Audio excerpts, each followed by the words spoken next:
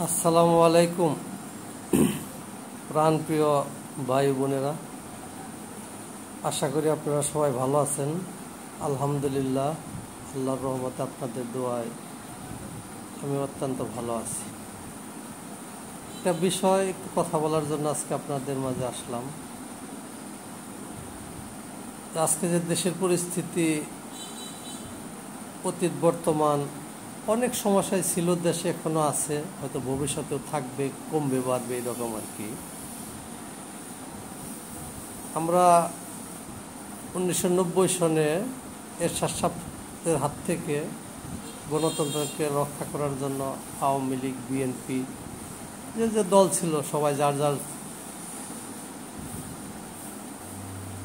যার অবস্থান থেকে আন্দোলন করে এরশাদ সাহেবের ক্ষমতার থেকে নামানো হলো বা সে পদত্যাগ করলো।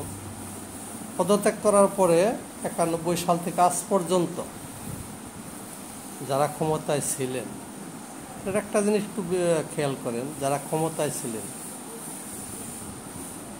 তারা কতটুক কি করতে পারছে, উন্নয়ন কতটুক হলো, উন্নয়ন না হলো, বা এই বিষয়ে অনেক তর্ক বিতর্ক আছে, কার আমলে কতটুকু উন্নয়ন হয়েছে, কার আমলে কতটুকু হয় নাই। কিন্তু একটা জিনিস ঠিকই আছে, শুধু খেলোয়াড় পরিবর্তন হয়েছে, শুধু খেলোয়াড় পরিবর্তন হয়েছে। বিএনপি গেছে, আওয়ামী লীগ আসছে, আওয়ামী লীগ গেছে, বিএনপি আসছে, বিএনপি গেছে, আবার আওয়ামী লীগ আসছে। কিন্তু এই 34-35 বছরে খেলোয়াড় পরিবর্তন হয়েছে অনেক, কিন্তু খেলাটা কিন্তু আগেরই মতোই রয়ে গেছে। যাক, অতীত তো অতীতই, এখন বর্তমানে আবার অন্তর্বর্তী সরকার গঠিত হলো। আশা করি আমরা নতুন কিছু পাবো ওনাদের কাছ থেকে। আর পরবর্তীতেও যখন নতুন কেউ আসবে, কে আসবে জানি না, এটা আল্লাহ ভালো জানে। মানুষের গণতন্ত্রের অধিকার ফিরে আসুক, গণতন্ত্রের মাধ্যমে, ভোটের মাধ্যমে যে আসবে তাকে আমরা স্বাগত জানাবো। কিন্তু আমরা আশা করব খেলোয়াড় যে আসুক, খেলাটা যেন আর আগের না থাকে। সবার প্রতি আমার ভিডিওটা দেখার অনুরোধ রইল। সবাইকে আমার শওকত ব্লগস চ্যানেলটি সাবস্ক্রাইব করার জন্য অনুরোধ রইল।